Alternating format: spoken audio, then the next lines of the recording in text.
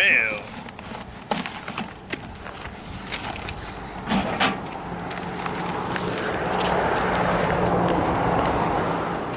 Let's see what we got.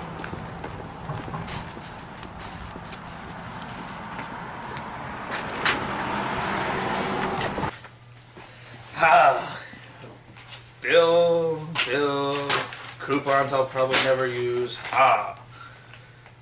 Something from my friend Lyle. I wonder what it is. Urgh! Why you no open? What is this? Stupid sticky shit.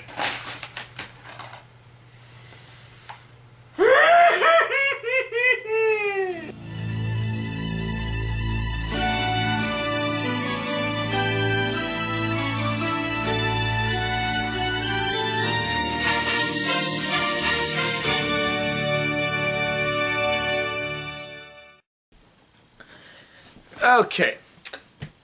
Hollywood has a habit of taking childhood nostalgia and taking a giant shit on the franchise of whatever it happens to be. From Garfield to Smurfs to Alvin and the Chipmunks to G.I. Joe to the atrocity that is the Transformers movie franchise, we cannot seem to get anything from the 80s that's actually worth watching in movie form. We don't get any farther when it comes to Disney's interpretation for Underdog. Mind you, it is not a bad movie if you're a child. Other than that, it's cliche after cliche after cliche. And I've been dreading this movie since we started our summer of Disney. But let's get it over with. This is Underdog. Like usual, we get a quick narration while listening to a remix version of the show's theme song. Underdog.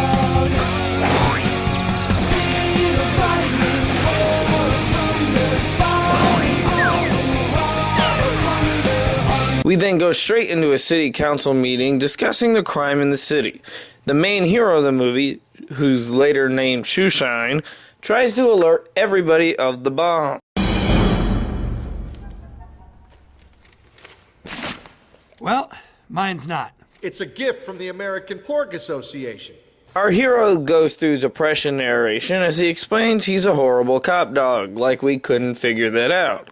He's nabbed on the street corner by a guy and shoved in a cage. He gets a warning to run when he can. Is when the guy in the white lab coat pulls out the giant needle. Run!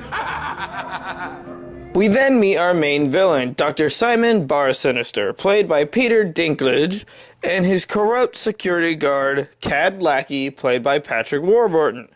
The two start discussing that gene manipulation is the next big break in science. Through genetic manipulation. Oh yeah, what did he say? What the fuck is this? It looks like a leopard had sex with a dachshund.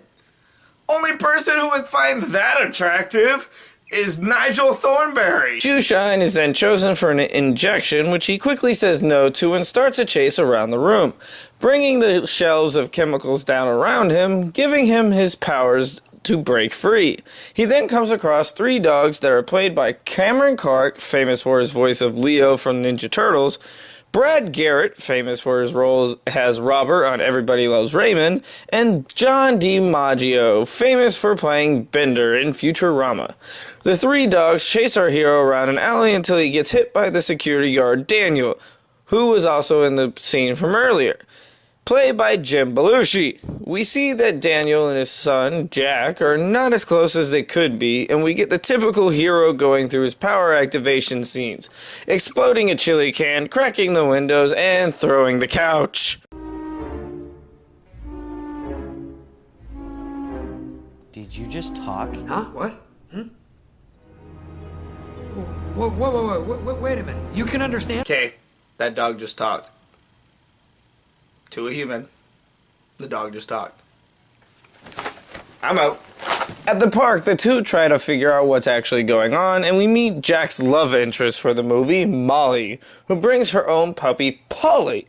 Shoeshine instantly falls for her. After the girls leave, the guys start training Shoeshine more, and after using super hearing, they find out that Molly is being mugged. Shoeshine starts running to save them and starts flying. After many corny one-liners and jokes, Shoeshine ends up saving Molly from the mugger.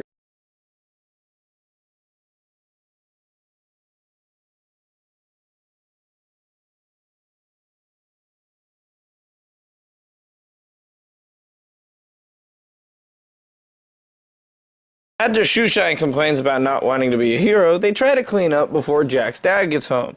Cad Lackey comes to the door pretending to have lost his dog, which Jack quickly sends away. After Daniel discovers his house a mess, Jack convinces his dad to let him keep Shoeshine. A jewelry heist starts and we get a small argument between Shoeshine and Jack about Shoeshine being a hero. The truth is, I just want to be a regular dog. And I want to be a regular kid with a mom and a dad. But you know what? Life doesn't always work out that way. Ooh, right in the feels, movie. Shoeshine's first heroic deed is now finally witnessed.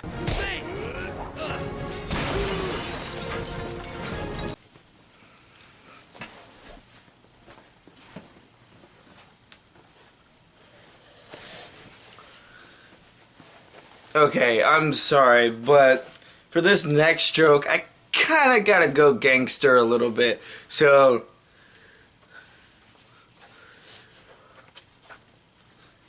in the words of Chris Tucker, You got knocked the fuck out, man! Jack then gets the idea to put Shoeshine inside of a costume so Underdog is finally born, as we have the typical crime-fighting montage. That's not it.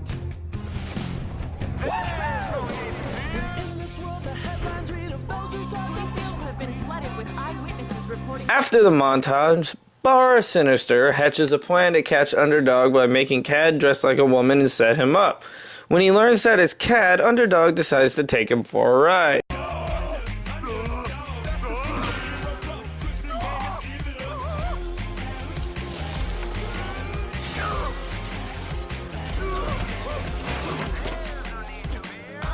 After Jack gives Underdog a better civilian disguise, they go to the library to meet the girls where Riff Raff and the other dogs torment Shoeshine once again. Polly then gets a late night date with Underdog, and we get a dog version of the Superman flying scene, followed by a remake of the famous spaghetti scene from Lady and the Tramp. While Jack's gone, Daniel gets kidnapped by Bar Sinister, and they eventually rescue him, only for Shoeshine to lose his powers for his family's safety. Father and son then get off everything they've been bottling up out on the plate. Jack, don't quit!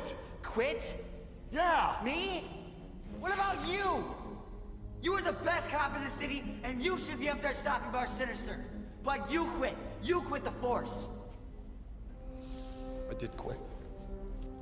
I quit, Jack. I quit because I didn't want anything to happen to me. I didn't want to leave you alone. God damn it, movie, stop with the fucking feels. It hurts. They make their escape as Bar Sinister takes over City Hall, and Jack convinces Shoeshine that he's still a hero. He then smells a bomb and breaks into the building to save the day. After rolling a globe into Bar Sinister and the mayor, Shoeshine eventually gets his powers back and chases the other dogs around the building. My powers may be back at last, but these German shepherds are way too fast. Bar Sinister takes a pill himself, gaining all of Underdog's powers, and Shoeshine's love of frisbees bites him in the ass. I'll play your game. It might be a stretch. Can you resist this? Simon Says, fetch.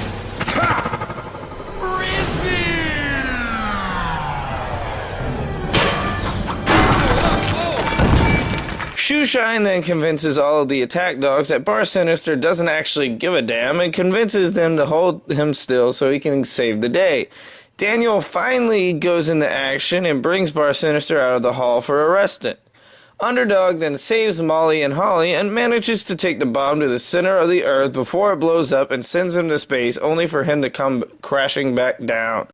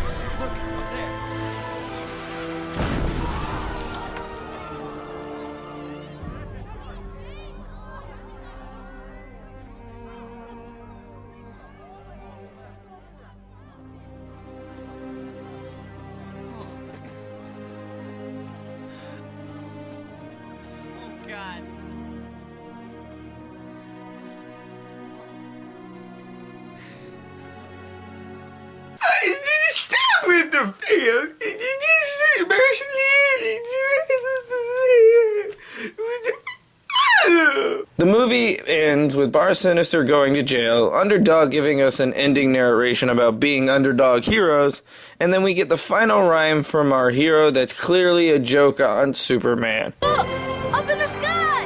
It's a bird. It's a plane! It's a frog! A frog! Not bird, nor plane, nor even frog. It's just little old me, Underdog! There you go. That's Underdog. While I personally don't like this movie, I did, however, enjoy sitting down with my son and watching it as a family film. It's something for kids and parents to watch together, just like the show was. It's one of those things you gotta have a taste for the show. If you don't like the show, you're not gonna like the movie. But then there's some people who like the show and don't like the movie. But what can you do? Either way, I finally got through that. There's only 3 movies left in my summer of Disney. So tune in next time when we go to the high school for superheroes in Sky High. I'm your superhero critic. I'll stay super as long as you stay awesome. And join me next time. Underdog, underdog, underdog, underdog. Speed of lightning, roar of thunder.